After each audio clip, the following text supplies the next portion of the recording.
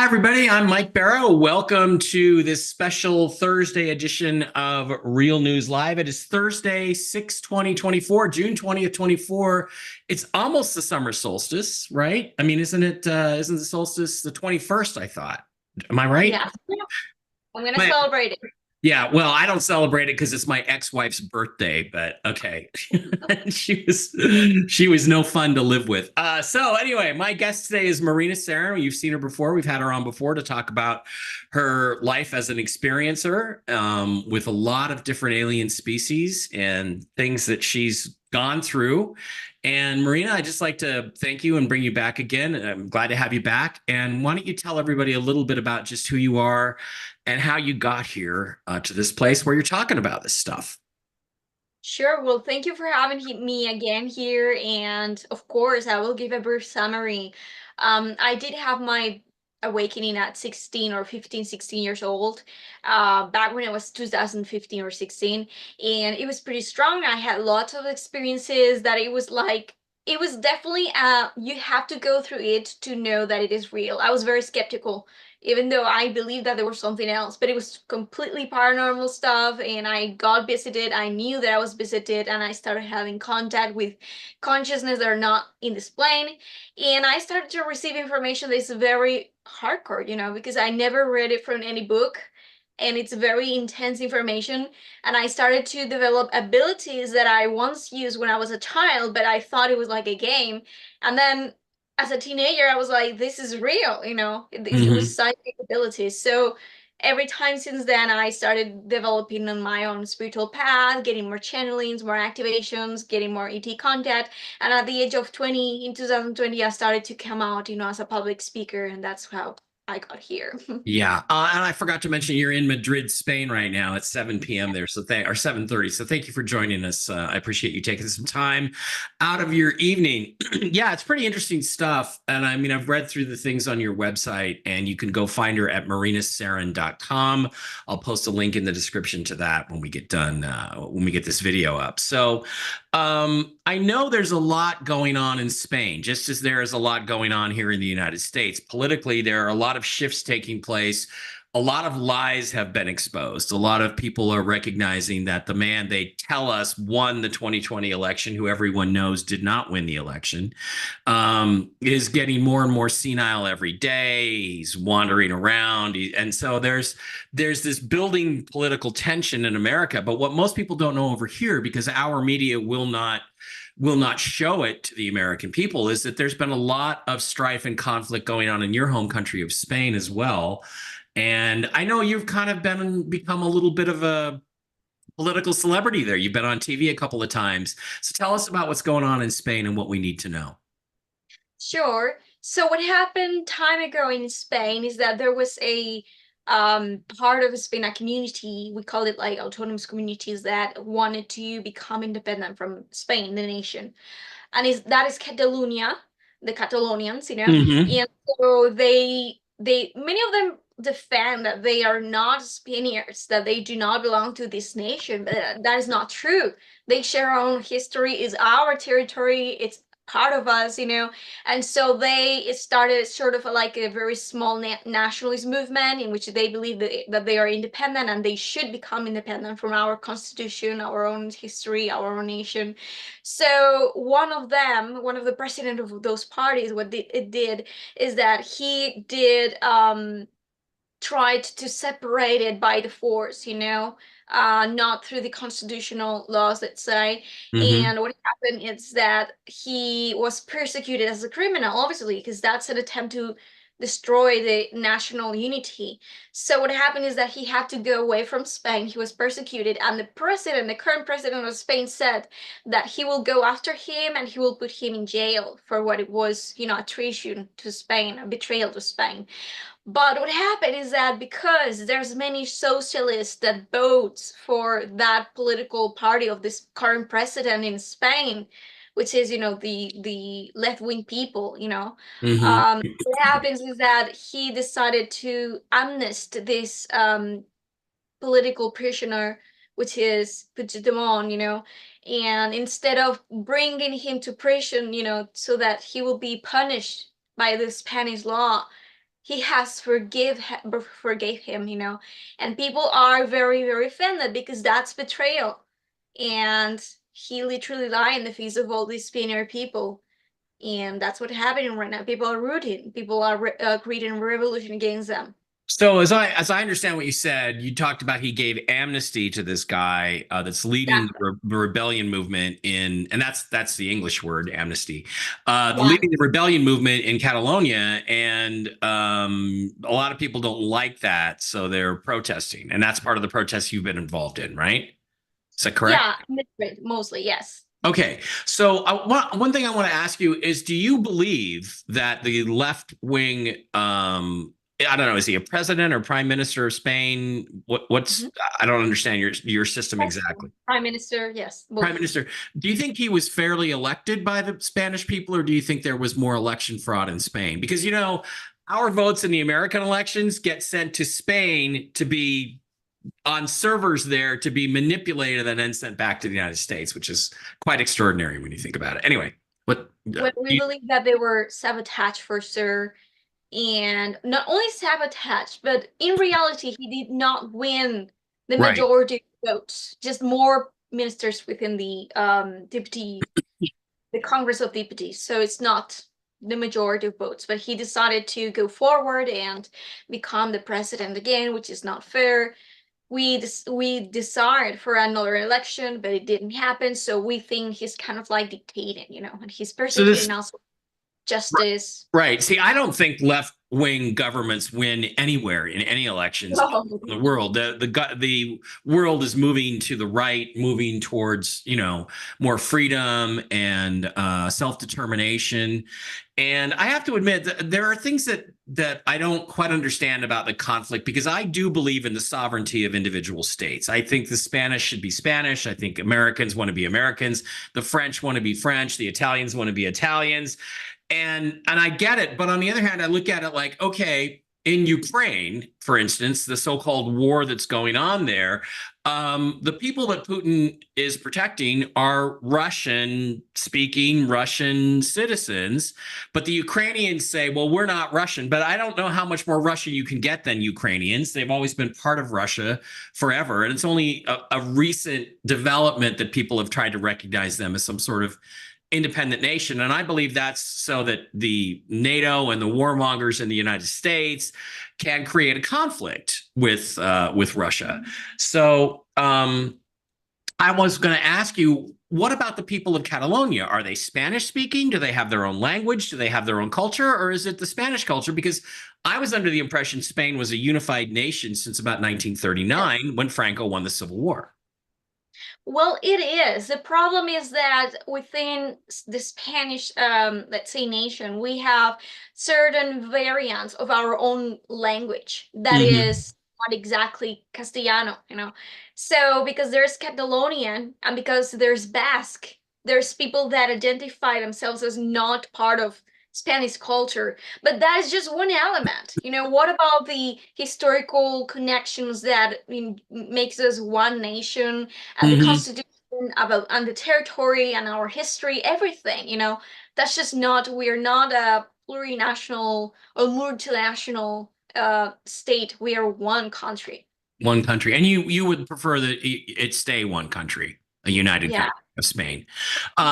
Okay, so I mean, I'm just trying to get everything straightened out here. What is the one most important thing about this conflict that you think people, for instance, around the world, do not understand and should understand better? Well, what they should understand better is that this president is corrupt, first of all. Mm-hmm. He stole money from European money coming from the European Union Right. during the pandemic, and he steals money all the time. Actually, his wife is under investigation for corruption.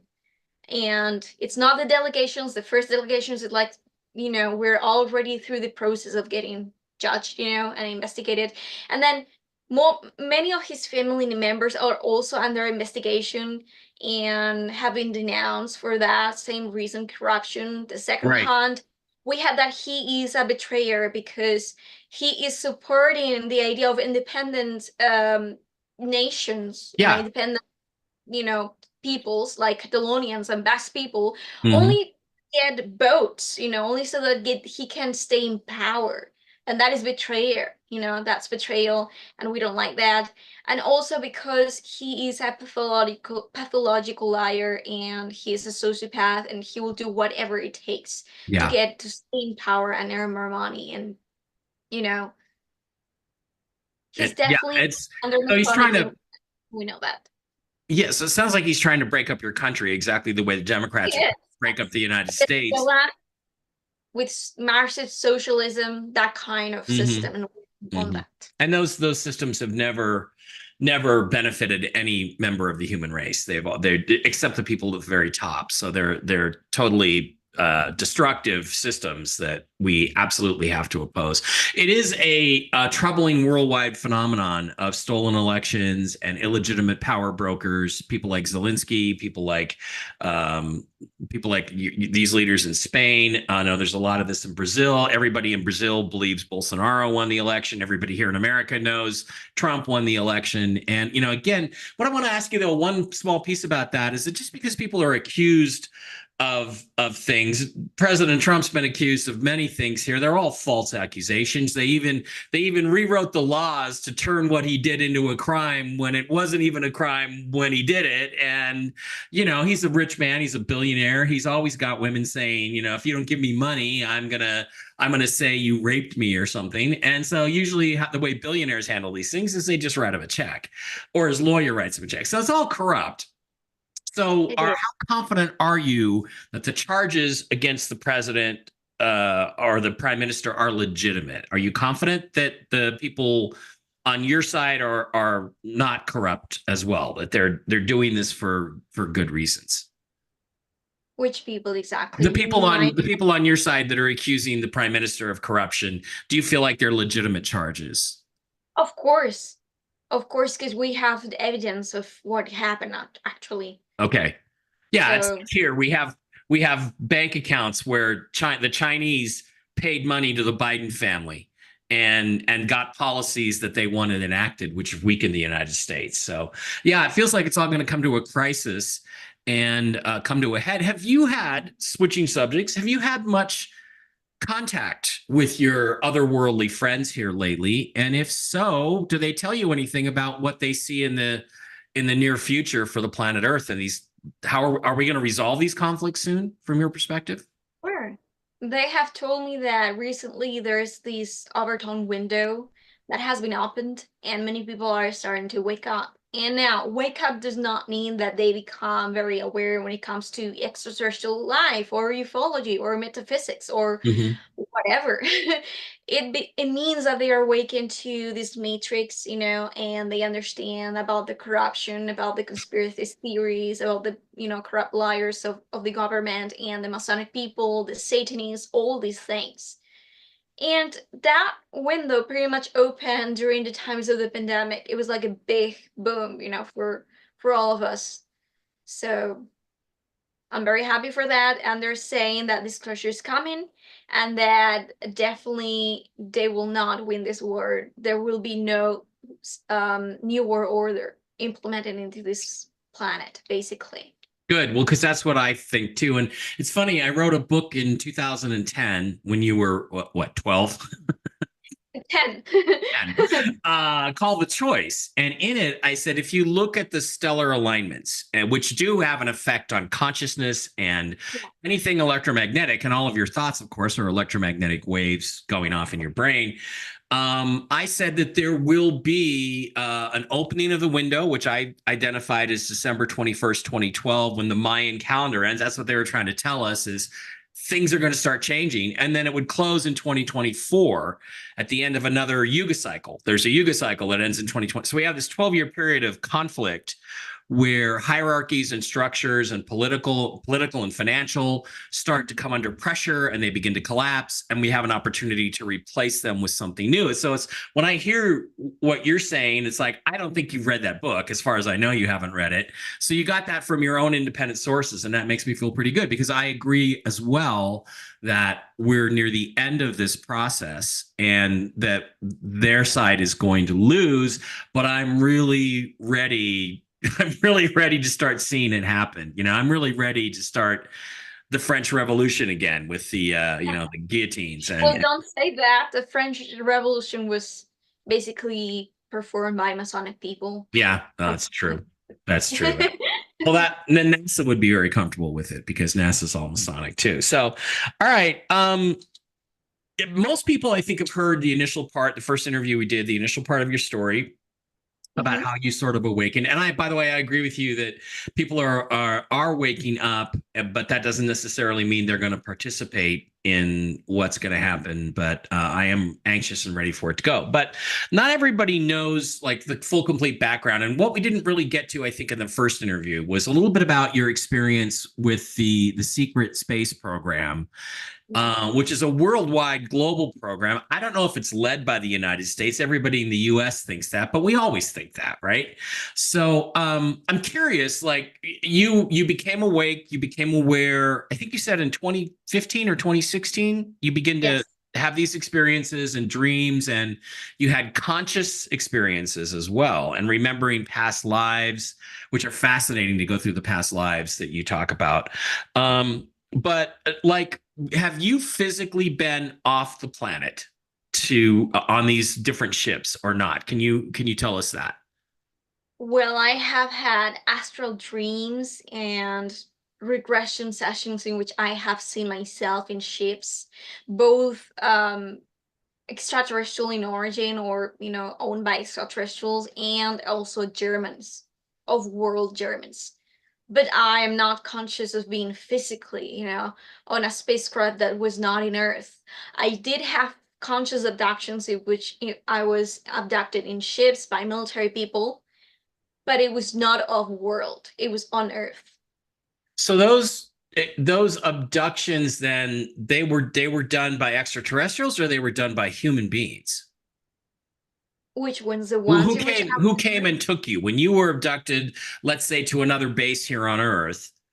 Oh, Did people come and take you? Were they military or were they alien of some kind? well, some were alien, but most of them were human, or humans mostly guided by aliens or ETs, because they have a hierarchy system, and Yeah. they don't let any human operate whatever kind of ship or technology by their own. What was the nature of those abduction experiences? Like what did they do with you? What did they want from you? Well, depending on the program, I've been in the hybrid programs, which is mostly led by ETs completely. Hmm. And I was forced to be a mother, of course, and they extracted my eggs, my genetics, and they wanted to program within my brain and belief systems that I needed to become that, a hybrid mother, and let's say guide people to be brainwashed about the fact that there will be ET hybrids coming here and infiltrating, which is an invasion and it's transhumanism. And so I broke up with that agenda like 2 or 3 years ago already, so I'm fine with that, But my experiences with the military were more related to the space program on my own personal soul mission. And I was both in spacecraft and underground military bases. And there's a whole lot of programs going on there, mostly of MK Ultra nature, like mind control nature, also super soldier nature and secret space program. They are all part of that bigger program, which is the SSP. Yeah, the super soldiers, the uber mutants and stuff that we get from the Wolfenstein games. Okay, so you think, yeah, well, I Yes. fought the uber mutant when I was younger and defeated him. Um, so the nature or the origin of these programs, you said German. So did the Germans at the end of World War II, to give you a little background in the United States, we had a civil war here over 150 years ago. And people think it was the North versus the South. In reality, it was about banking and debt. The southern states did not want to pay back to the Rothschilds Bank of France the Revolutionary War debt owed by the northern states. So that was what the conflict was really about. They pretended it was about slavery to get everybody fired up, but that's not what it was about. And in the end, the Confederacy never surrendered, and most people don't know this. And there was a general named Lee and a general named Grant, and at a townhouse called in Appomattox, Virginia, Lee surrendered his sword to Grant and laid down his weapons, but the Confederacy never officially surrendered. And they still exist as a legal entity, and their currency still exists as a legal currency. So a lot of people say, well, you know, the Confederacy technically still exists, and I don't blame the states, the southern states, for going their own way and not wanting to pay these enormous debts that had been accumulated. I think it was $500 million, which in 1861 is a hell of a lot of money, right? It Um, is. and I'm wondering, you know, there are other people who now say that Germany never really surrendered in World War II, or at least not the official government, but it was maybe the Nazi Party surrendered, but that Germans escaped off world. That, you know, there's the stories that people were, you know, Hitler was brought to Argentina. I do know, and I do believe very firmly that the uranium used in the American atomic bombs and the triggers and the designs for the two atomic bombs that were used were all German. I believe that can be proven very solidly. So there's these rumors that they went off to Argentina and then to Antarctica, where Germany had explored and founded New Schwabenland in the 30s. Yeah. And there was, you know, supposedly alien or extraterrestrial technology there. And we hear the stories of Operation High Jump, where the Americans sent a task force to basically invade, and they got shot back by German flying saucers. So are you saying, I'm just asked this, a long way to set the question up because I like to hear myself talk. Are you saying that that is partially true, that there was sort of a German faction which escaped the end of World War II and has been operating in Antarctica or elsewhere? Yes, but not only in New Swaziland or Antarctica. There were many of Germans that escaped it to inner Earth Mm-hmm. and also of world, and also there were many of them that infiltrated in the CAI in the Operation Paperclip right now, mostly the scientists. Mm-hmm. So there's been many different directions for Germans to get either infiltrated or, forming like a different new civilization for their own self. Okay, so those inner Earth civilizations, I was told by a man named Robert O'Dean, who probably passed away before you came on the scene, was a pretty famous UFO lecturer, and he worked in NATO headquarters in Brussels. And one night, at 2 in the morning, they're at a listening post, and his commanding officer says, "Hey, Dean, go over there. Here's a set of keys. Go open that safe up." And he opens the safe up, and he takes out a book that's about that high, about 2 feet high, and it's supposedly the entire U.S. government treatise on the history of human interaction with aliens. And as part of that, he said that there were two extraterrestrial or alien civilizations living inside the Earth. Do you confirm that, or are there even more than we think? More than two? I am aware of the Garthians, and I Mm-hmm. am aware of the Vrelja. And yes, the Vrelja. You can find the story of those Mm-hmm. people in a book called Vril: The Coming Race by Edward Butler Lytton. Okay. And it was basically a novel about how there was an American that was working in the mines, and he accidentally fell off and found this great civilization. And so basically the real society based that symbol and that word on that novel. Because real is that universal power or energy that they can utilize for Mm-hmm. various things, and it's unlimited, like godlike potential. And so, yes, I would also recognize that there are giants and Germans inside the earth working together. So there's a lot of things going on there in the Wow. ocean.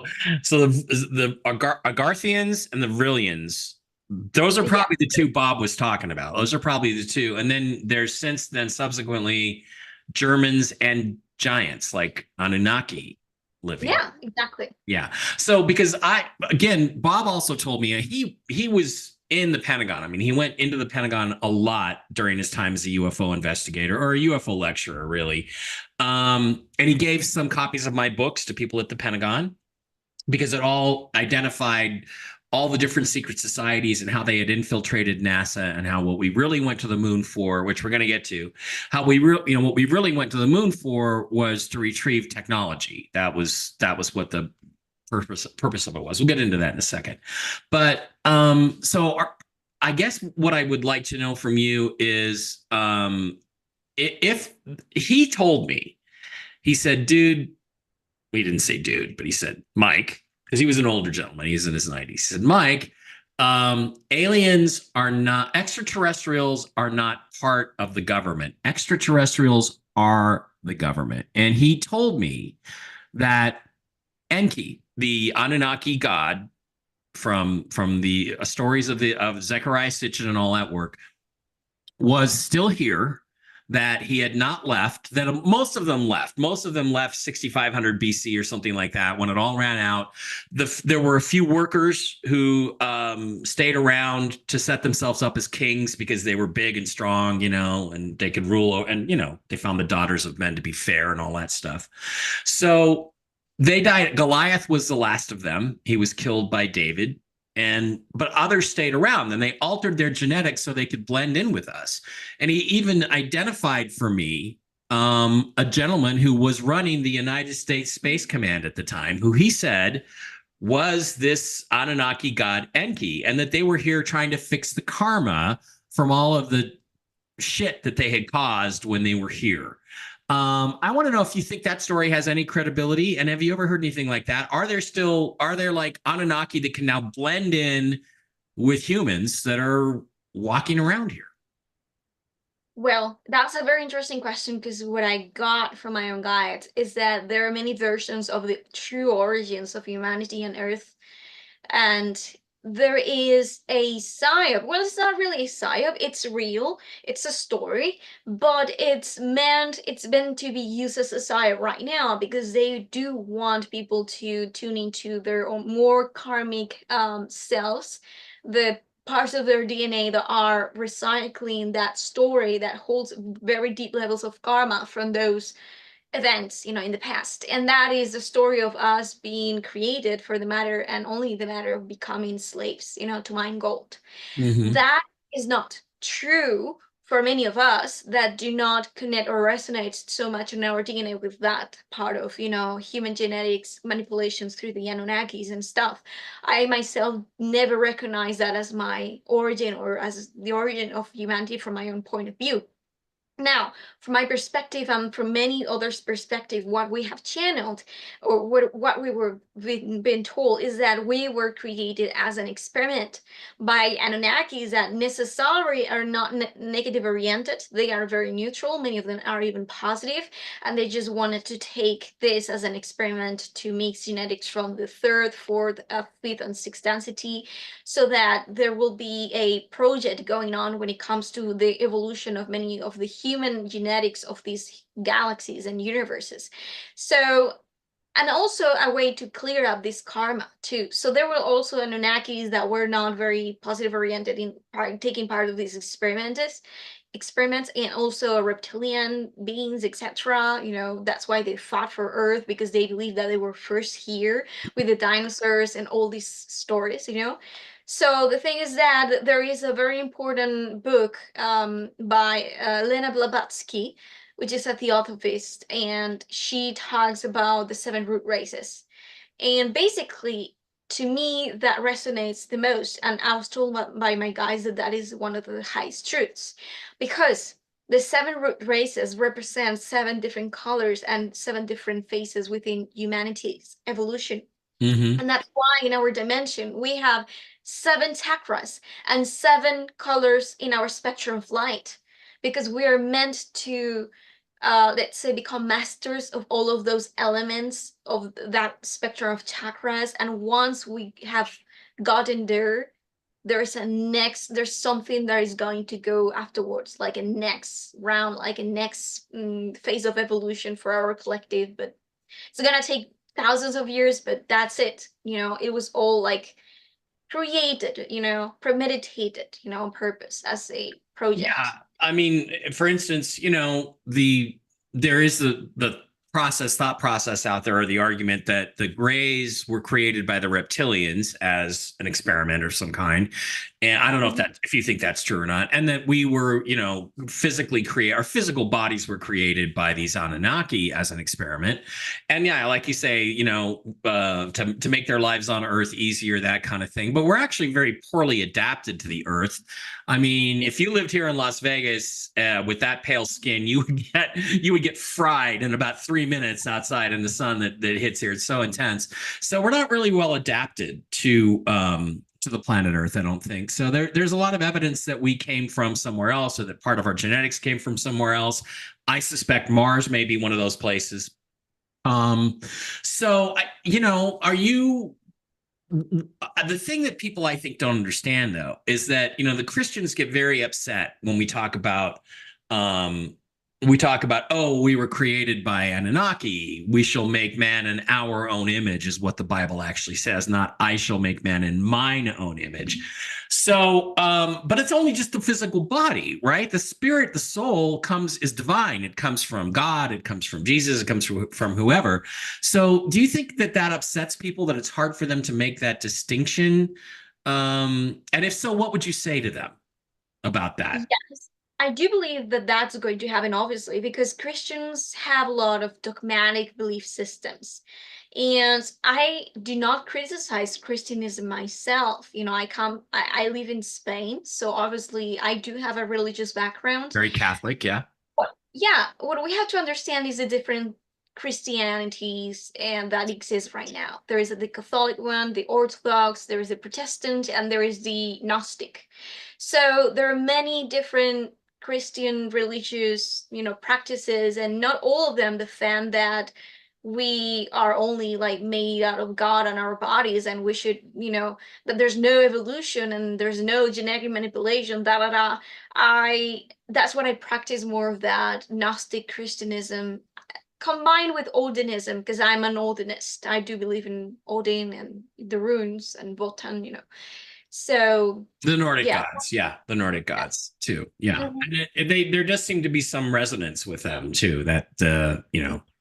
And that's interesting stuff. Okay, so when we come back, we're going to take a little break. When we come back, we're going to have some discussions about what you know about the moon and the solar system, because I've seen a lot of pictures of a lot of stuff on a lot of places like Mars that sure look like architecture and look like human architecture. So I'm going to ask you about that. I'm going to ask you what you know about these places. I'm going to ask you what you've been told. And we will be right back to discuss all that stuff with Marina Seren, our special guest from Madrid, Spain, tonight. Hi, we're back with our special guest today, Marina Seren from Madrid, Spain. And we've been talking about her time and experience in the secret space program. And Marina, what I want to do now is I'd like to move on to talk about not just the Earth, but the actual solar system. I started in this business looking at images that NASA had produced of what looked to be ruins of an ancient civilization on Mars, ancient civilizations on the moon. That picture right there is actually, you can't see it very well, but it's a city on Mars, and it's absolutely indisputable that it's a city that was buried in some sort of mud flow. And of course, there's famous artifacts like the face on Mars and other artifacts that people have found, pyramids, entire cities. And but I want to start with the moon, because I've seen some really extraordinary things on the moon, including what appears to be like glass structure, glass lattice work over the surface of the moon. And if you take old Apollo photographs and you enhance the color, you'll see that the moon is not gray and it's not brown. It's multicolored. It's pink, it's purple, it's yellow, it's green. And that's because you've got light bouncing through all of these different prisms of glass and reflecting on a lunar surface. And so what I think is that we really don't have any idea how long this stuff has been there, or who built it, or why. And I've, of course, speculated on it, and I'm curious what you might have to say about this, because my speculation as I look at some of this architecture is that it seems to follow human engineering principles, right? The spacing, it follows the surface of the moon. So I'm just going to ask you what you know about any civilizations on the moon. We'll start with anything in the past. And then what do you know about anybody that has bases on the moon like right now today? Well, what I know about the moon, most importantly and firstly, is that it was brought here as a satellite and taped satellite in for the matter of both reasons, observing Earth, using it as a way to observe and overwatch kind of like the situation it's in Earth, but also for the matter of creating, let's say, a balance in between the masculine and the feminine energies within the solar system in relationship to Earth. So we have Mars, I mean, we have the sun being the masculine energy, and we have Mars being the masculine energy too in our astrology system chart. And then we have the Venus planet being the feminine. But we didn't have any other astrological element that we balance out the masculine out of like the sun. So they created the moon and they put it here for that matter. But there's more to that. There are lunar cycles that are literally 28, lunar cycles are 28 days. Mhm. So that is a way that they can actually, there's a calendar, an Hindu calendar by Indians, in which they do not experience time or cycles of energy or whatever through the sun revolutions like, around itself or the sun, but rather the revolutions of the moon around the earth. And that's what I know. And I know that there are bases of gray ETs and reptilian ETs that have been there with military people. And I know that the Secret Space Program have been involved there and the Dark Fleet, and that there have been a lot of, let's say, human slaves being sold there in the moon. And obviously that the footages from NASA about Americans going there and being present in the moon were not true. It's all fake. It was recorded in Hollywood or something. And that's what I know. Well, I'm going to dispute you on that one because I do believe the moon landings were not faked. They were part of a Masonic ritual to claim the moon, at least Apollo 11 was, to claim the moon as a Masonic temple. In fact, Apollo 11, Buzz Aldrin actually performed, he admits, in two autobiographies, a Masonic ceremony on the surface of the moon with Neil Armstrong, wine, chalice, breaking bread. This is actually an honorific to the Egyptian god Osiris, who they believe, the Masons believe, the Aryan bloodline is descended from Osiris. And they perform this ceremony to basically consecrate the moon as a lunar temple or a temple of a Masonic temple. And then the other missions, Apollo 12, 14, 15, 16, 17, were technology salvaging missions. They went there to sort of reverse engineer stuff. So you're saying that you've been told that that's not true, that we faked the whole thing? No. What I've been said is that the footages, the videos, the images were not true. But the landings, of course, happened. Oh, okay. I would be very surprised. Well, okay, it depends on also the definition, your Spanish is your first language, English is mine. Were not true. They could be real, but also not true because there are cases. For instance, there was a Apollo 17 landed in a place that was at 19 and a half degrees, which is a really interesting number if you've read my books or anything, or Richard Hoagland's books. And they went to a mountain they called the South Massif, which is French for mountain, South Mountain, basically, which from aerial reconnaissance images is shaped like a hexagon, but with one side of it blown out from some sort of internal explosion, as if there was a war there. But there's in the front of it, there's a V-shaped depression, which NASA decided to call a crater, called Nansen. And they went there with the lunar rover, the little car they had, the little pre-Tesla, right?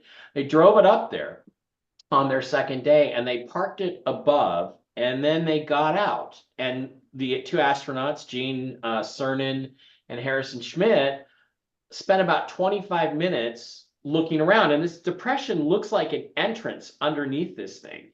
But the camera sat there and it panned, looking at everything except what the astronauts were doing.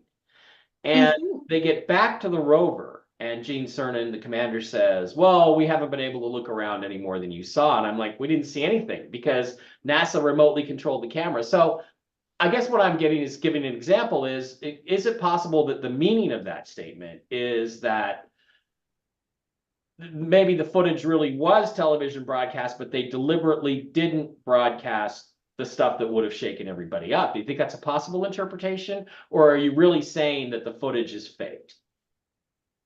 Well, the footage as to like the landing of the ship on the moon's surface is fake, Yeah. you know, and that we can all tell because of physics, you know, general physics. The propulsion that the ship has to make in order to do not collapse with the surface of the moon and rather just park in there, it will have created, you know, a curvature underneath this ship, and that is something that we have not observed, so it's obviously not true, depending on the fact that the gravity, the attraction, the gravity field of the moon is not the same acceleration as the one of the Earth, which is 9.8 meters per second squared. So that is general physics explaining that at least that part of the footage is not true. As to the other parts of the images and videos taken, I am not sure completely. Yeah. No, I do believe most of the footage is actually authentic, but I do think they went out of their way to not photograph things. For instance, on Apollo 12, they secretly did something called a stand-up EVA, which is where they would open the top hatch, depressurize the lunar module cabin, stand on top of the engine cowling cover, and look around. And they had time to do this. I believe they did do this, and because they had a much better camera on the second mission, Apollo 12, than they did on Apollo 11. And I think they said, holy crap, we can't let people see this, because there was all this glittering structure and things over the horizon. So the first thing they did practically when he got out of the lunar module was point the camera directly at the sun and burn the optics out. So it's interesting. I guess we're just kind of talking about semantics, like discussions of what does this word mean and what does that word mean. All right, so do you think our public explorations of the moon, the Apollo program, that they really did go and land on the surface of the moon? Is that a yes or a no? I do believe yes. Okay. Did they bring back alien technology, Anunnaki technology, or something like that?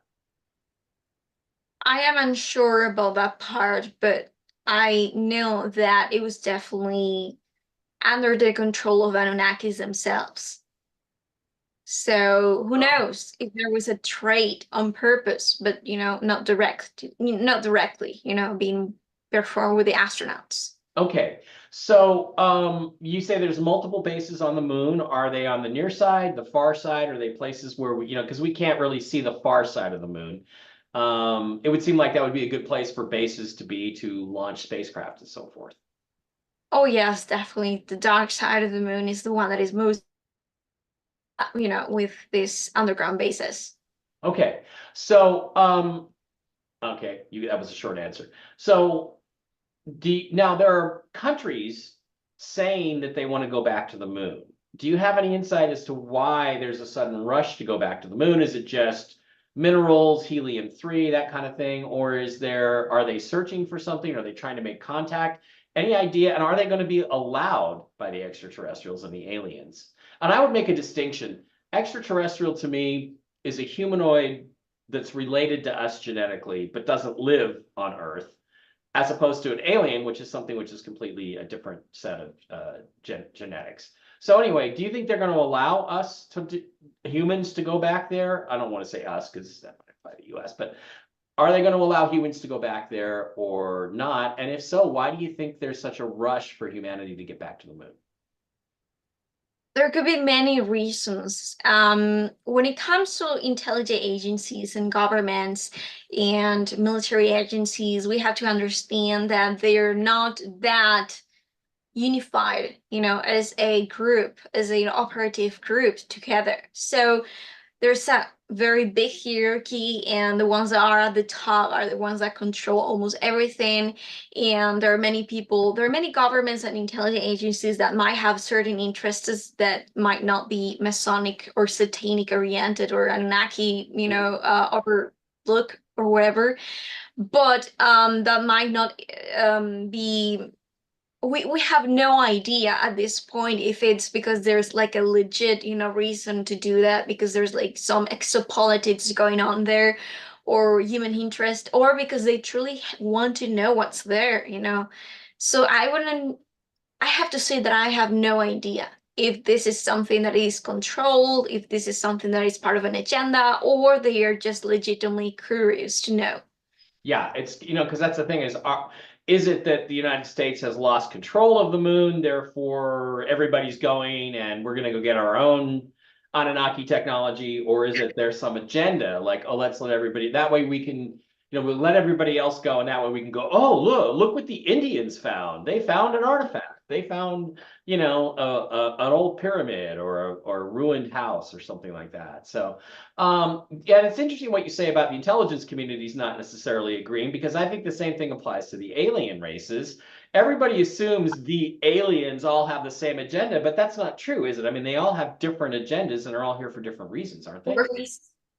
Of course, and when it comes to Anunnaki, mostly, there are various groups of Anunnakis in the whole universe, and some are more humanoid, some because they mix up more with plant and DNA, and because they have more of these Lyran ancestry, and some of that are definitely more reptilian genetically connected, because they mix up more with these reptilian beings.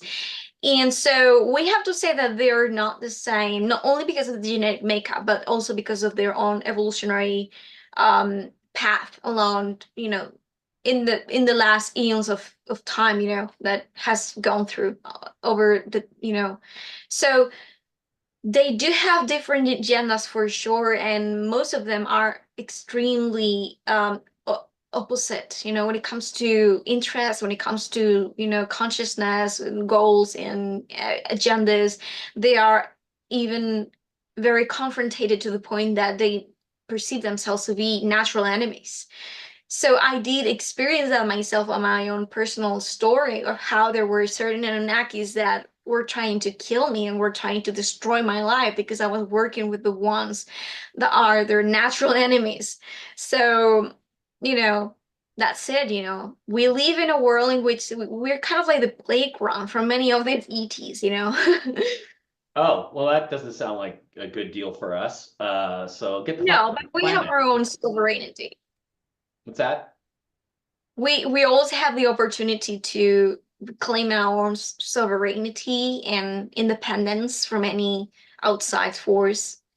To choose. That's why I named the book The Choice, because it's all about this period of time. It's time for us to make a choice. Whose side are you on? Which side are you going to stand with? And so would you agree that the reptilian side is more the satanic side, the evil, self-oriented side, and the human Pleiadian, let's say, Aldebaran, aspects are the more positive, freedom-oriented sides in this spiritual conflict that's going on? Well, there's a tendency for those that are more reptilian, genetically connected, to be obviously more satanic related, but within the context and historic background of Earth and some of these galaxies around us and star systems. But that is because many of these species did not integrate fully the reptilian brain or the reptilian dynamics, which is about the fight or flight response, the victim abuser, polarity equation of consciousness, and about more of these primordial and primitive, instincts within the human being or the brain, within a life, any kind of being, let's say, in an ecosystem, in nature, which is being a predator. So yeah, so of course that they have more of a tendency to be part of the satanic group, also because they do develop a lot of the ego consciousness, and they do not really they're not very able to come towards the center of themselves, which is the heart space. And I did talk to many of these reptilian beings, some of them being draconians, and they will explain to me that meanwhile, I mean, even if they can, get to a point in which they are not necessarily negative oriented anymore, and they can be actually neutral oriented or even positive oriented to explore different aspects of consciousness, they still struggle to get into the heart space and experience that which is very alien to them, which is empathy or compassion. They're very mind oriented, mental. And so that's why they have a tendency to become satanic, because Satanism is all about the self, serving the self, Mhm. and I will say that yes, it's a genetic tendency, of course. So there are good reptilians, not very many, but there are good ones and there are bad ones. Most of them are bad, but you're saying there are some neutral and some good reptilians that are trying to, like, I guess, grow spiritually and become more empathetic, more, I guess, what we would call human in their overall Yeah. aspect. Well, they do not polarize it. They do not believe that if they become a good person or a good being, they're actually evolving. They believe that everything is part of evolution, and they define it as just exploring different aspects of consciousness. So they're not switching sides from their perspective. It's Yeah, not. it's not like that dogmatic from their perspective. That's interesting. So the planet Mars is a very interesting place. There is a humanoid face on Mars. I will die on that hill, as we say in America. I'll fight you on that one. It is artificial. I've looked at hundreds of pictures of it, and it is the most photographed piece of real estate on Mars. There are pyramids around it, hexagonal pyramids, pentagonal pyramids, tetrahedral pyramids. There's all kinds of structures there. It does appear to have been buried in some sort of epic catastrophe at some point in human history. And there are stories that I wrote about, a book I wrote called Ancient Aliens and Secret Societies, where a group of Anunnaki that were living there got sick of life on Mars, that it was miserable. It wasn't much of a place to live. And they came here to Earth, and they were led by a being named Satanal, Satanal, who led a rebellion. And that became the rebellion against God and the Bible and all that stuff, and came to Earth and wanted to get wives and live in a comfortable place on Earth. So I hear that a lot of the civilization that's there is buried under the ground. I have some evidence of that in photographs, infrared images I've looked at. So I guess I'm curious, what do you know about Mars, and what do you know about what happened there in ancient times to start with? Well, what I know about Mars is that there were definitely a humanoid civilization going on before the big times here on Earth. And many of us were actually living there before coming here on Earth. And of course, that makes sense that there were pyramids, because pyramids are very ancient and typical constructions that beings are pretty much aware of how technology works and astrology in relationship to technology and let's say, the telluric lines of a planet works. So it's kind of like an antenna that amplifies, a connection to a very specific point of space and time, or physical entity in space, like a planetary system. And what I know is that there were times on Mars in which things didn't go as well as planned, and there were actual wars going on. And people say that is related to the Marduk War, you know, and I was told similar stuff. I'm not, a specialist on this, but I have been told a little bit about that. Okay, the thing about Mars, I have a theory. It's my pet theory. It's Richard Hoagland's pet theory, who I worked with for years, that Mars is not a planet, that Mars was actually a moon of another planet, a rocky terrestrial planet that are called super Earths. They're observed in other solar systems, but we don't have any of them here. According to certain theories of planetary formation, we should have these rocky little planets like Earth and Venus close to the sun, and that the moon is a satellite of the Earth, and that Mercury was actually a satellite of Venus that got torn away in some cataclysm.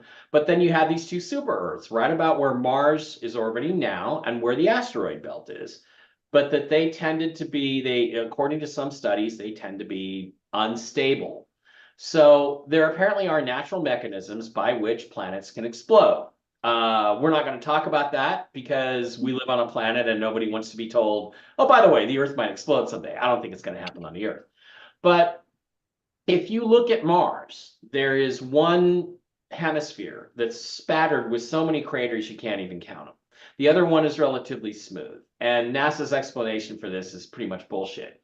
But it's pretty obvious. If you look at Mars, it had these very intense tidal bulges, which means it was in a tidal lock condition like the moon is with the Earth, always showing the same face to this parent planet that no longer exists. And then there's comic books that have come out talking about Anunnaki living on Mars, a race of giants, peaceful, but they built these machines, and then the machines turned on them, and there was a war, and they were forced to destroy the machines' planet, which looks like it's really close to Mars. So I have a theory that that's pretty close to what happened to Mars, that Mars was in this relationship, this planet exploded or was destroyed. Mars tipped over, took the brunt of this, ripped away half the atmosphere, and became not a great place to live after that. And then eventually the humans that were there, or the humanoids that were there, came to Earth and came here. Is that completely, from your perspective, is that completely whack? Is that like not possible? Or do you hear anything about that ancient history of Mars? Is that when you said, things that were not, Mars was not a great place to live, is that part of what happened? Or what do you know about any ancient wars? Well, to me, what makes sense logically is that, of course, that now Mars is a planet in which one could not leave. Because when I was in the secret space program, I do have memories in which I was working there, and we were in a spacecraft. We were, going to get on the ground, and when we were going to get out of the ship, we were preparing and trying on the suits, and obviously we cannot live in there.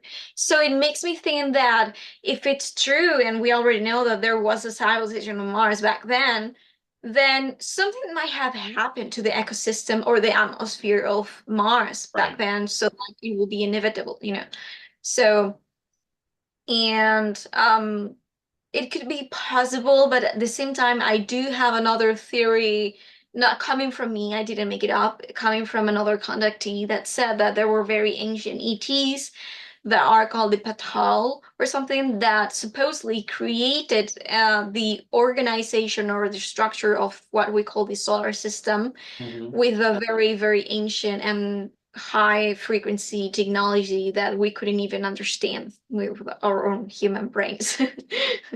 So I don't know. I mean, I cannot say either yes or no to that. Yeah. So yeah, but you haven't heard anything specifically. Okay, well then good. My theory is not disproven. I can still argue my theory.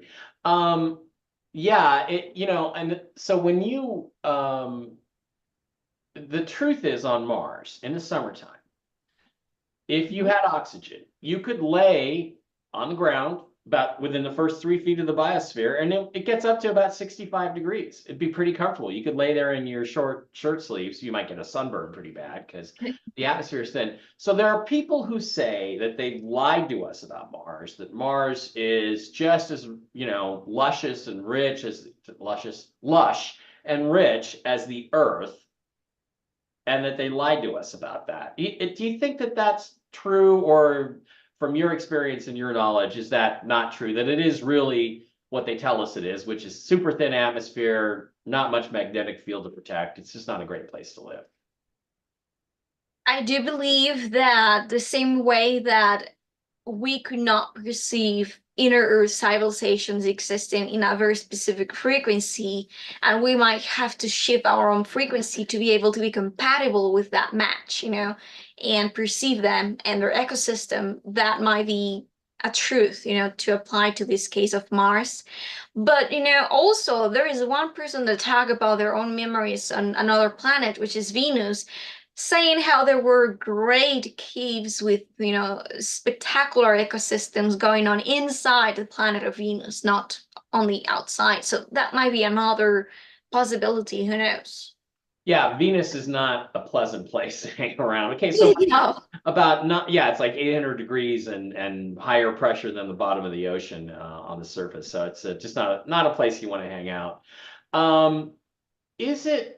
We got about 10 minutes left here, so I want to ask you about two more things, hopefully before we end this segment. Um, is Are planets different in different densities? For instance, is there a version of Venus where it's a lush garden like it used to be? I mean, I'm pretty firmly convinced before all this catastrophism happened in the solar system, we had an inner Earth, which was Venus, an outer Earth, which was Mars, and the middle Earth, which is this one, and we're the only one left. So is it possible when an entity channels through, like the Aetherius Society. I don't know if you know about them, but did some guy did a lot of meditation, got all these messages from ET, said he lived in Venus. Is it possible that you could live on Venus in a slightly different density, say just a few wave frequencies to the left of us? Is that possible? It is completely possible because I did communicate it with positive oriented Venusians, and they're very tall. Many of them have loose skin. Many of them have Nordic features, and they're humanoid. So they do exist, and they have shared with me that their planet, has a very beautiful ecosystem. So yeah, I do believe that it's dimensions or densities away from our own perception, of course. So. Right. So in other words, when somebody says, I got a message from an alien from Venus, it could be an alien from Venus living in a slightly different density or even a different dimension that's vibrating at a different frequency. So that's interesting because I don't know how we're ever going to prove that. I don't think we can, but there is this theory that all these worlds exist in other timelines and other spaces where bad things didn't happen to them. So. Well, the same way that you have theories of people, of ETs living in stars, like literal stars, in which you will be theoretically burning, yourself, Yeah. But you are living theoretically in the star. Well, So it has to be all about dimension and there, frequency. there is some thought that stars are not what we think they are, that these giant holes, the sunspots, you're actually seeing inside that there's nothing in there, that there's a singularity, there's a point through which hyperdimensional energies are coming through. I guess you could live inside there. It's just the surface that has all this plasma and all this stuff. And it's like, well, okay, we don't know. And then there's so many things in science that we claim that we know that we actually don't know, that we're just really speculating on, and there could be something completely different as the actual truth.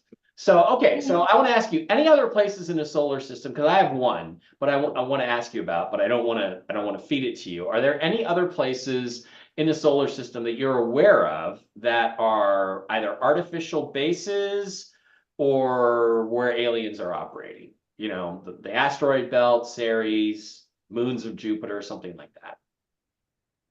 To be honest, no, I'm not that aware of that. I'm aware that there's like a solar garden group, that it's pretty much connected to this history of the solar system.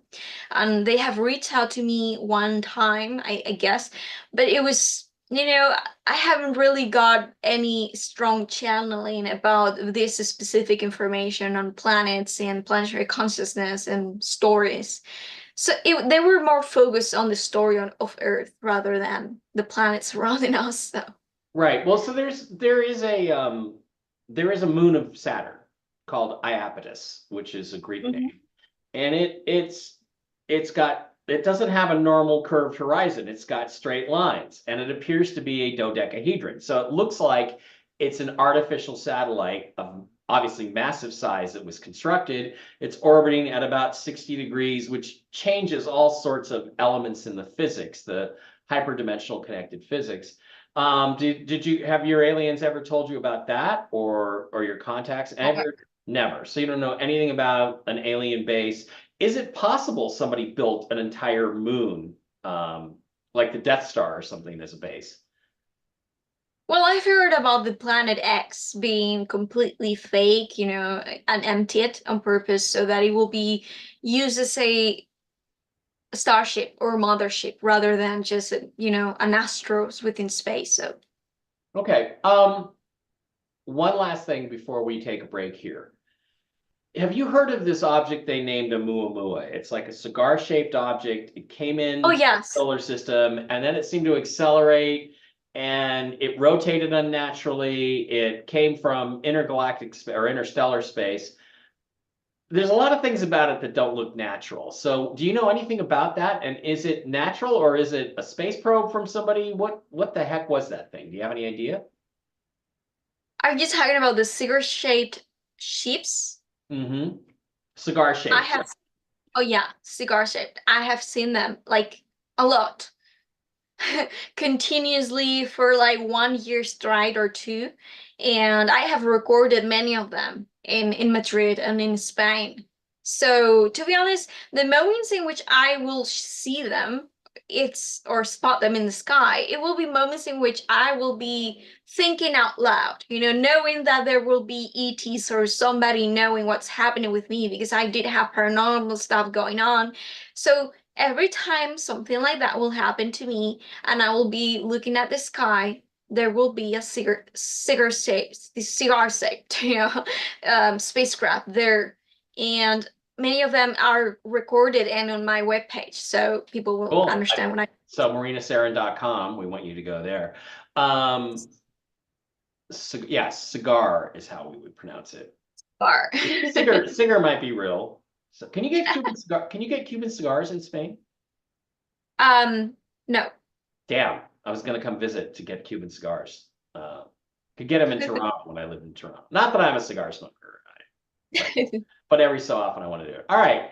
We're going to take a break here. When we come back, we're going to be back with a couple of the big questions for our guest, Marina Seren. I was just going to say, one of the questions is going to be, have you ever had UFO sightings? And I guess we got a partial answer there. We're going to go deeper into that when we come back. And please return and join us here in a minute.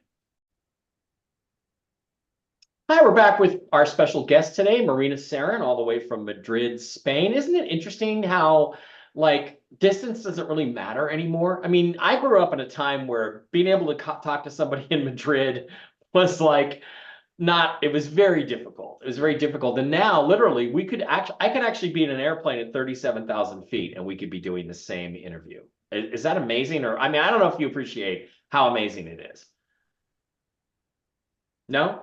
You grew up with smartphones? It doesn't affect you? I grew up in well, I didn't have smartphones, that early. I was like 14 or 15 when they came. But so yeah, I still live that 21st century, let's say, era of technology. Yeah, I'm just saying it's amazing.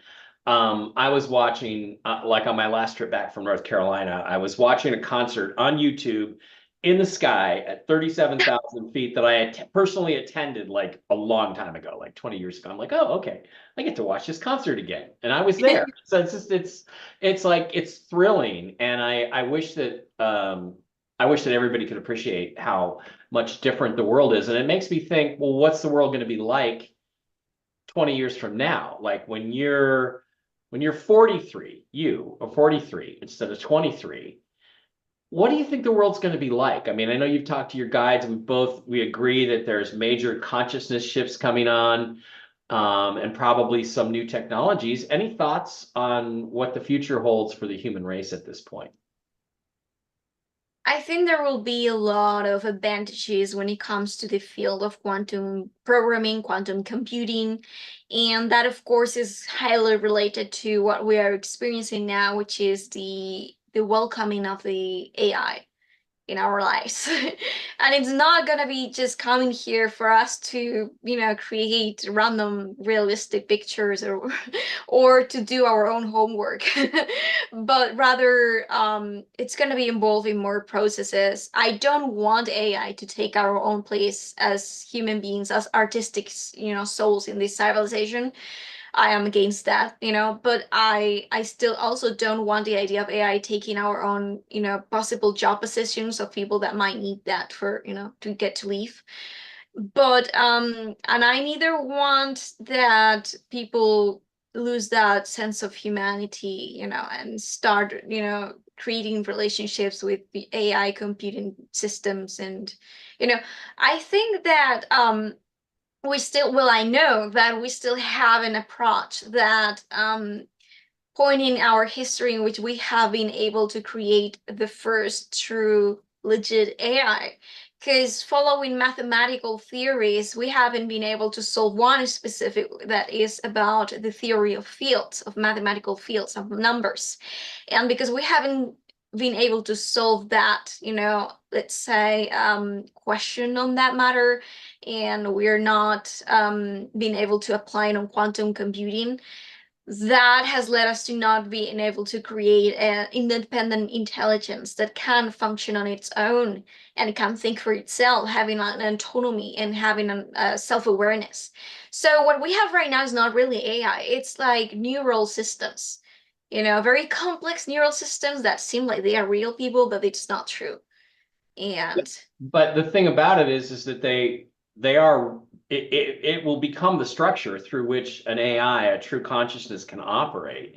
For sure. I mean, that we're setting yeah, up like it's the brain. It will be the brain, obviously, because it's based literally on neural connections within the brain consciousnesses of a human being. So yeah, it will be like the tool, the brain, but the yeah. operator, but not the essence of consciousness. The thing is like I saw a meme the other day and it says, I don't want AI to do my, artwork and my pictures and create my, films for me. So I have more time to do my laundry and clean my house. I want AI to do my laundry and clean my house so I can do more artwork and painting and stuff like that. And that makes a certain amount of sense.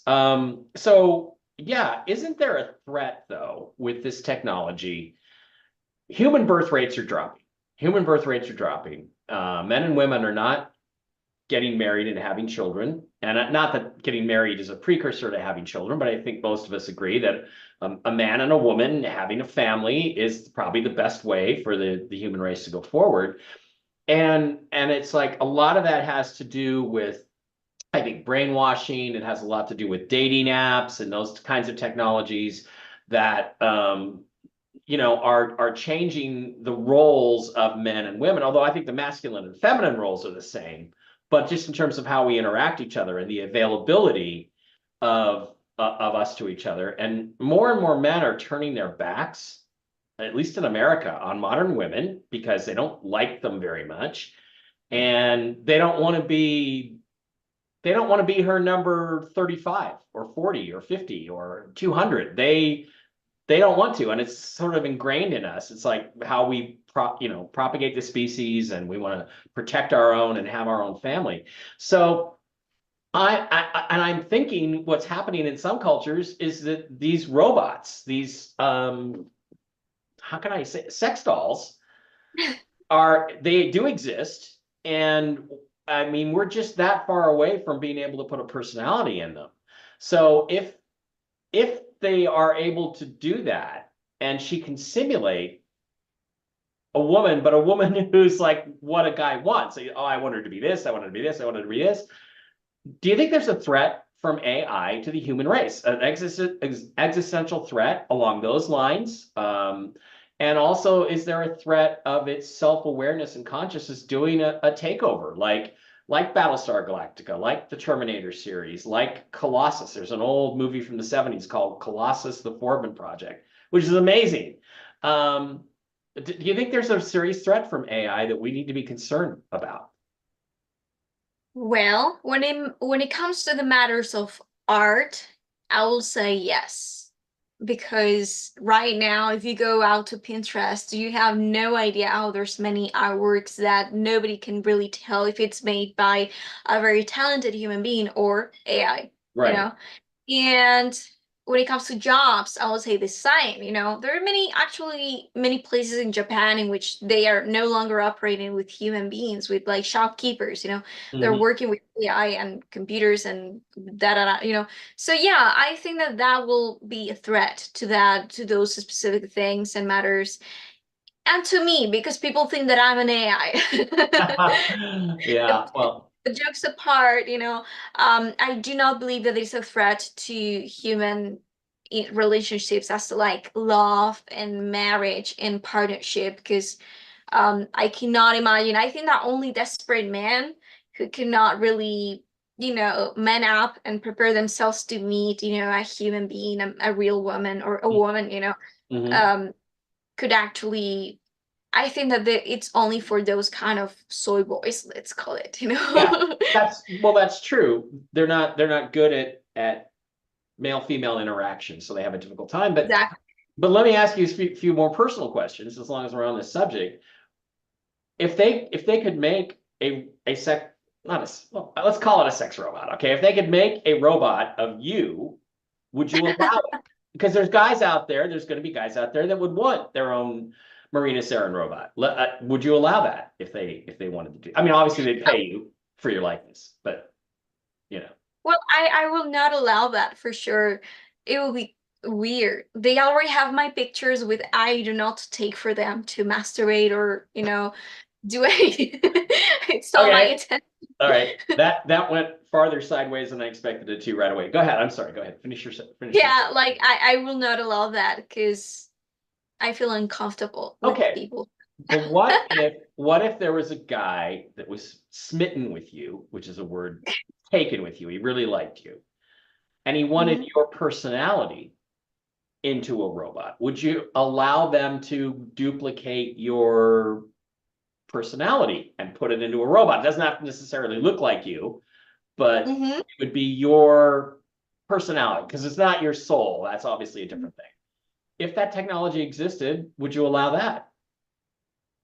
Well, I will not because of several reasons, because I do not support that kind of human Mhm. robot relationships. I will rather support or incentivize that person to look out for somebody that can have, similar um features of my personality, and I think that that will be more exciting and more in the spiritual spectrum, of life. Yeah, But as to the personality itself, even if they will copy paste it, the algorithms will work in a way that by not being, let's say, guided by my own higher mind and heart space and consciousness itself, it will derive into a completely different personality over yeah. time, and it will look like me at all. It will evolve into a different you. Yeah, exactly. Yeah. So no matter what the physical container looks like.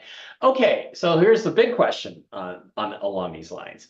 If they came to you, because I understand we're going to talk about med beds a little bit, but I understand if they came to you and said, we can take your consciousness and without losing your connection to higher self, without losing your soul connection, we can transmit it into a body or a robot body. Let's say, we have your 23-year-old Marina Seren body. We can put you back into that body. Let's say you're 80, 90 years old, 100 years old. Would you allow your consciousness to be transferred into a machine to continue to live in this three-dimensional existence? Would that tempt you? Machine, meaning that is not made up of cells, of animal cells, It would not be a replicant like Blade Runner. It would like be bionic it makeup. would be a robot. It'd be a really human type robot. I mean, they're getting close to this now anyway. But yeah, it would be a machine. It would not be a biological body. To be honest, I will say no. I Okay. would rather say I leave what I have to leave and go through, and that's it.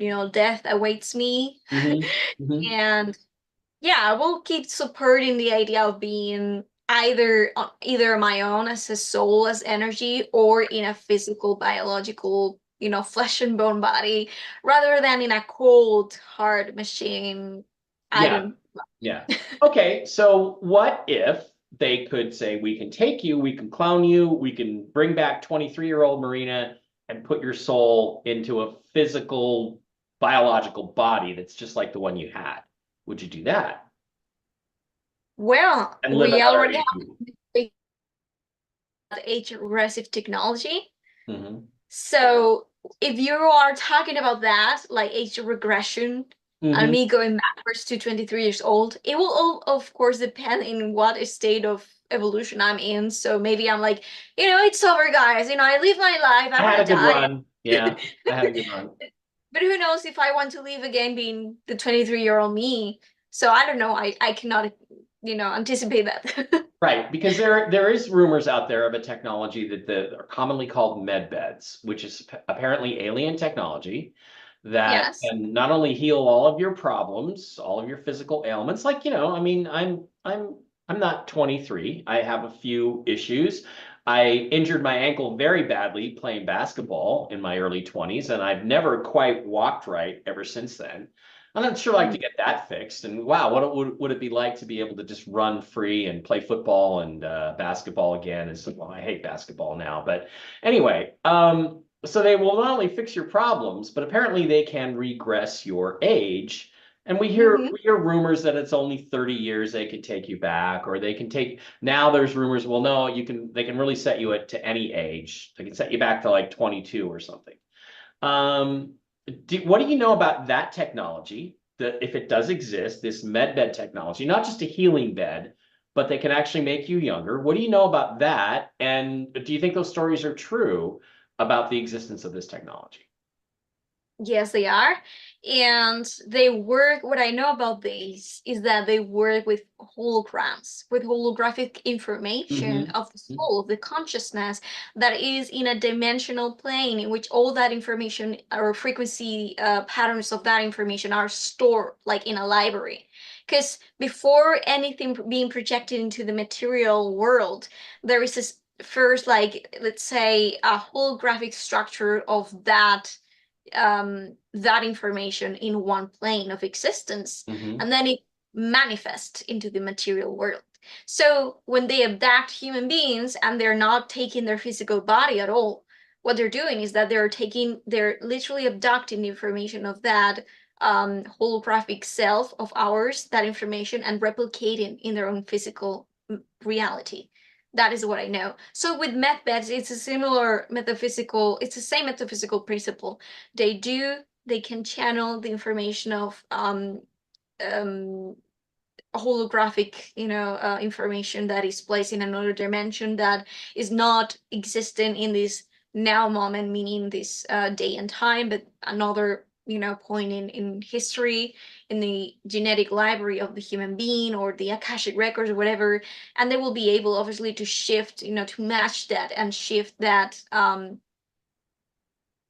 human being, that being biological vessel into that other shape, by matching the frequencies. Yeah, what I understand is that everything is basically plasma, and by It is. slowing down the frequency of it, you create density. Well, not density in the sense of what you were talking about, but you make everything gets denser. It becomes more solid matter. It feels solid, even though it's still an energetic plasma. And that they can, yeah, just reprogram the plasma. Your spirit stays attached as they reconstruct everything. Oh, okay, so you had a tooth pulled when you were 18. Okay, well, here's your tooth back. And, I don't have a gallbladder, so they can put my gallbladder back. So I understand that this technology exists, which brings up questions like, okay, let's say that the 30-year rule is correct. And let's say that you can only do it 3 times, because there was some rumors out there that by the third time your brain turns to mush. So you can live to be, I don't know, almost 200 years old if you want to, under this Mhm. technology. And I understand it's probably not limited like that at all. You can probably live as long as you want. But let's say that those are the rules. So I thought to myself, okay, so there are a lot of things I still want to accomplish in life that I haven't accomplished yet. So yeah, age me back to 30 years, give me, fix all of my health problems, because even 30 years ago, I had a bad ankle, right? Fix that. I feel great. I look great. Um, and then I would go do that. And then I have one more shot at it. And it's occurred to me, well, why not the third time around? Why not find a girl that I really like and want to raise a family with? And the third time around, because like right now I have no time for kids. I don't. I don't have time for kids. I don't have time to raise a family. But what if the third time around I said, well, this last cycle, I'm gonna get married and raise a family. That could be a choices you could make. So you could live 2 or 3 different lives by choice with this technology. Do you think that is that something that you would find desirable? And do you think that it's a good thing for the human race to live a long time? Because I kind of feel like we're here, we're supposed to live a life, everything's prearranged to a certain extent. all the girls we're supposed to meet and fall in love with is all prearranged. What do you think about that? And then I want to ask you about your own choices. So what do you think? Okay, so first of all, I think that that should be applied only to very specific cases. Like you said, I have plenty of things to offer to humanity. I have plenty of gifts or, career aspirations. And I do want to offer all of this, but at the same time, at the end of the day, I do want to leave like here, I want to reproduce so that my lineage is continues. So yes, I understand that that could be an option and that is respectable. I think it's great. But at the same time, I think that it should be restricted to people who really can prove that it's going to make it like a responsible use of it. Not like I'm gonna spend, like 200 years, drinking and partying. So Yeah. if they can prove that they're gonna use it in a responsible way, I will Yeah, approve that. yeah. You don't get 200 years of being Hunter Biden. Yeah, I get that. What about you? You have obviously you have something to bring to humanity, which Yeah, I think is very interesting. But what about yourself? Do you want to have kids? Would you be interested in doing that? I do. You I do. do want to have kids and I do want to get married.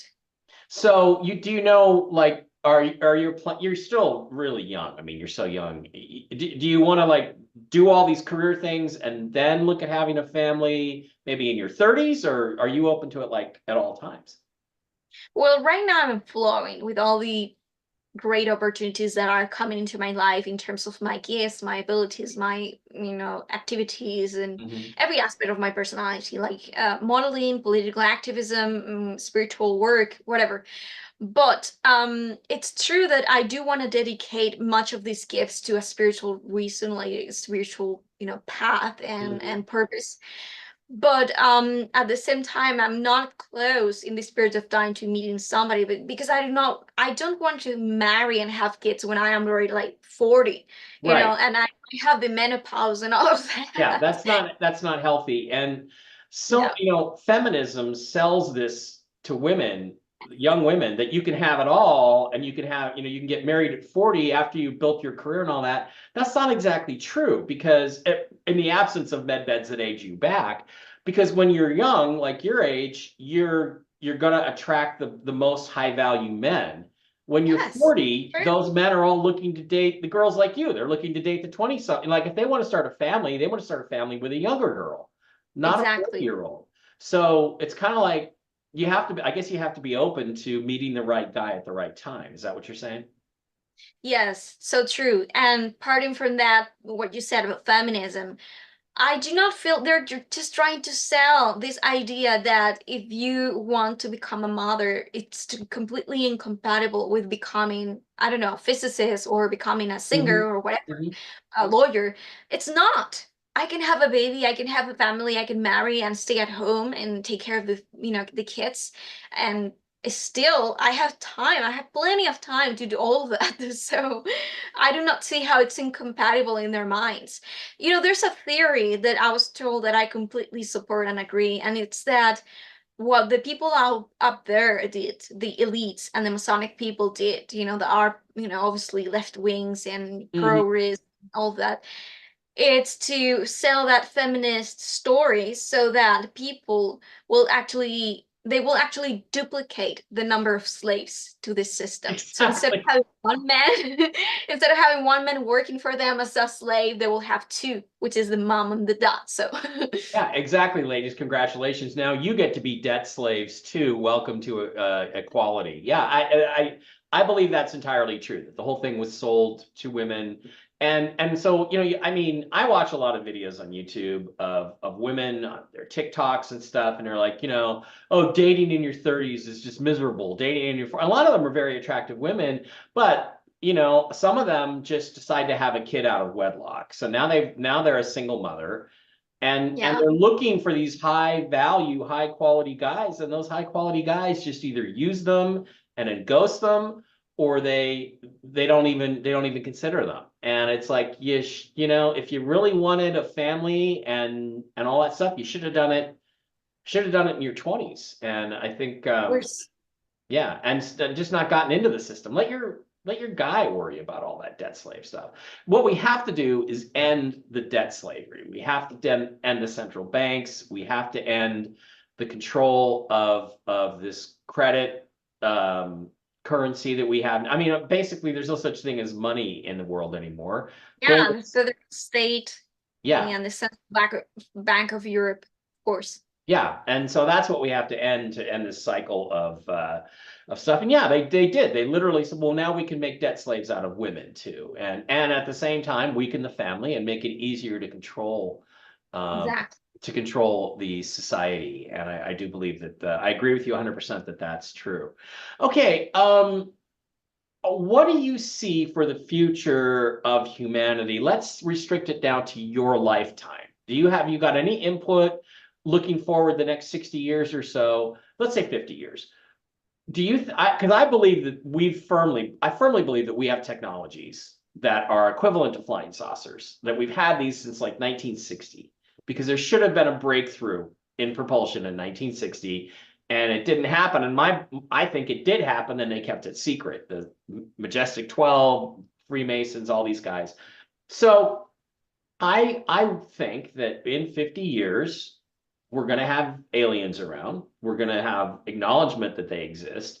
We're not going to be too worried about it. We're going to have a new financial system, and that we will be traveling certainly the solar system, if not the stars, and kind of a Star Trek future in some ways. Although Star Trek, yeah. Okay, anyway, but what do you think? What do you see in the next 50 years? What do your guides tell you is the near future for humanity? Because 50 years is a very short time.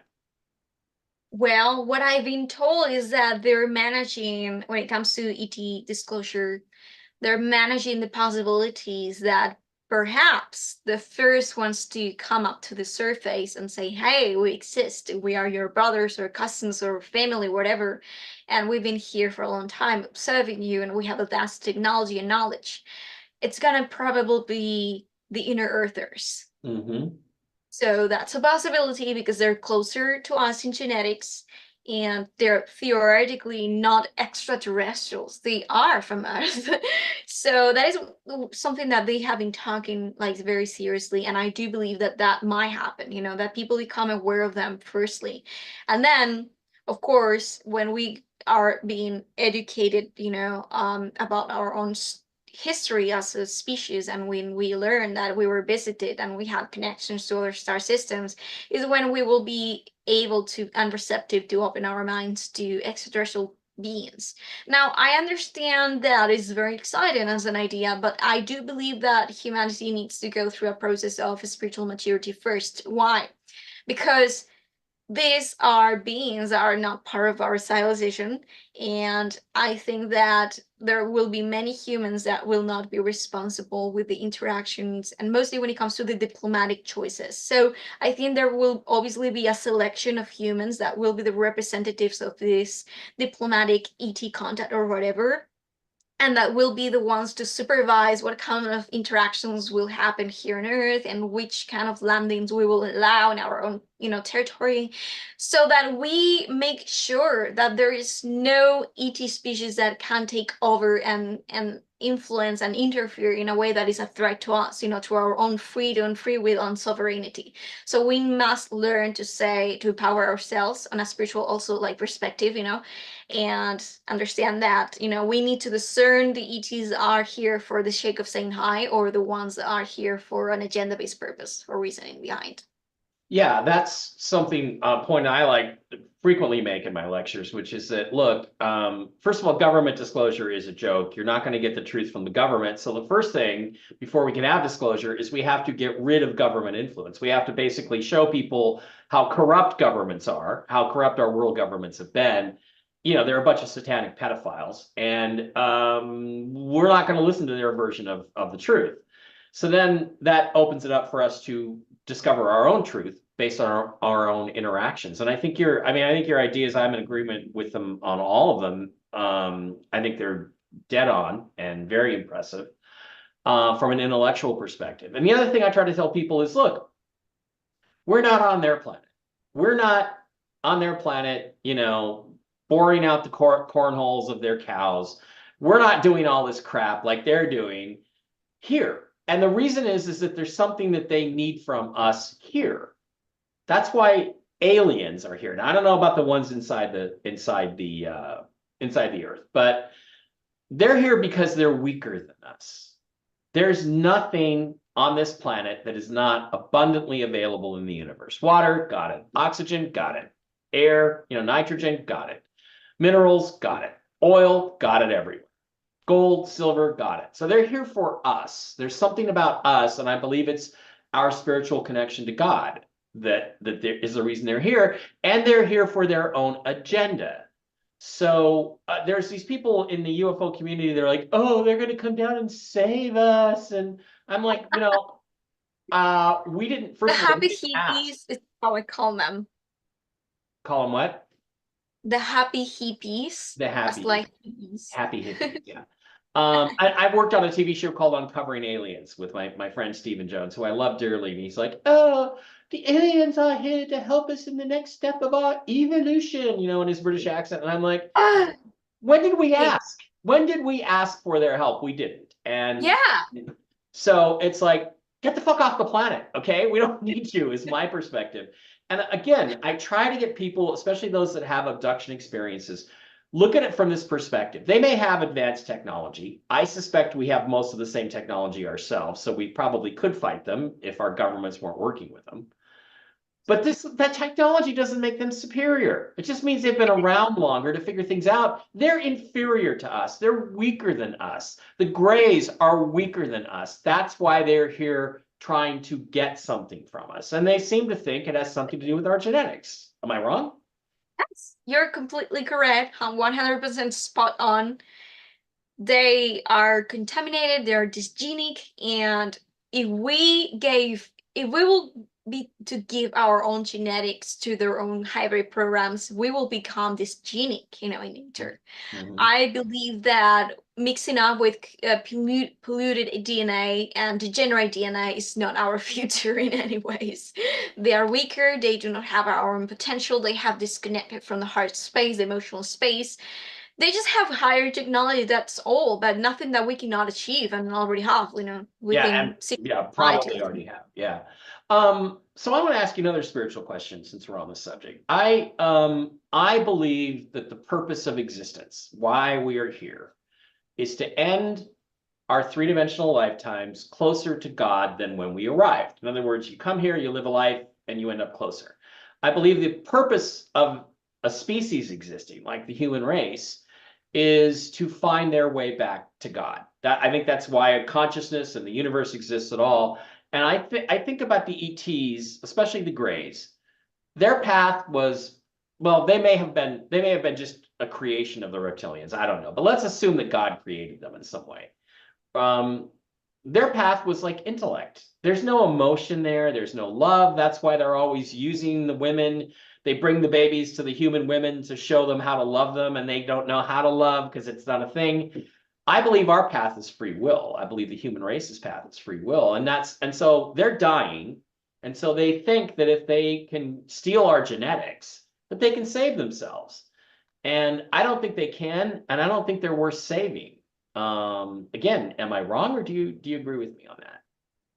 I agree with you, and that's the problem that I have with Sri Lanka, as known as the Chandra Bashar, He comes here as this perfect guru or teacher of metaphysics and spiritual, and he sells the same story as everyone, like peace and love, But at the same time, that's like a trick. It's like offering candy to a child while you're trying to kidnap it, He's selling out this agenda, like saying, please mix up with the Greys and accept us in your own civilization. We will become all great together. No, they want our genetics because we have something that they do not have, and our identity is our highest strength, and power, where our, power lays in. And that's why they are attacking every kind of identity that we can rely upon, since we're talking about national identity, racial identity, gender identity, all of them. Yep. They're targeting that within the left-wing ideologies on purpose because they know that that is where our own empowerment lays. So Yeah, you fucking nailed that one, Marina. Yeah. Yeah, that is exactly the agenda, is to destroy all of our identities. And it's really interesting because I'm an identical twin, and you literally can't break my identity. You can't. I am so focused on my identity that I'm just, it's too strong. There's nothing that can break my identity. And I just, it's the way it is. So I guess in some ways I'm lucky I was born into this situation as an identical twin, because it gives me a great deal of strength. But that is exactly, I think, what the leftist agenda is to destroy all these identities, to make us weaker, to make it easier for them to conquer us and take it over. But Exactly. I do think we're going to win the war. Do you think we're going to win the war? I do. I do. Of course. Yeah.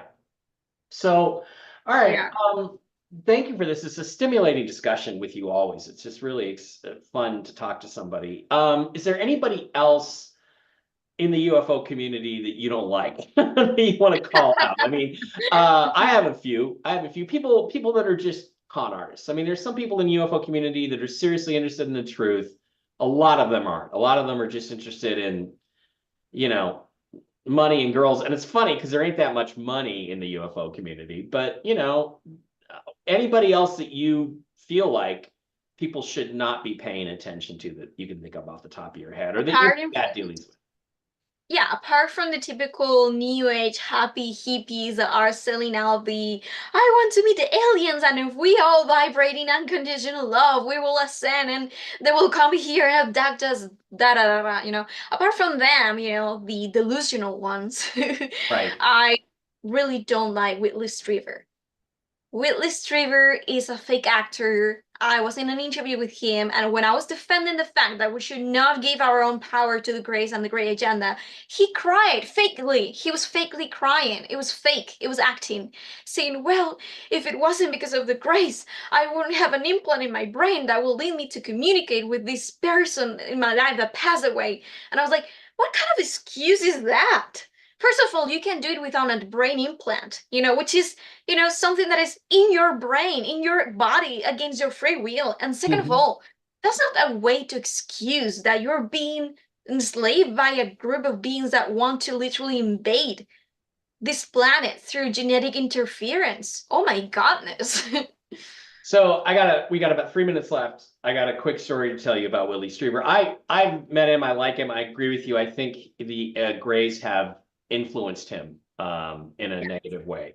But I was speaking in Manchester a year ago, October, and it was a big event there, and Whitley was there, and I was there, and Richard Doty. Anyway, so I get there the first night, and it's this weird, in England they have like a hotel, and then there's like another piece, and they're really weird architecture. Anyway, I get there, I'm in this room, I'm way up the stairs, I get into my room number 215.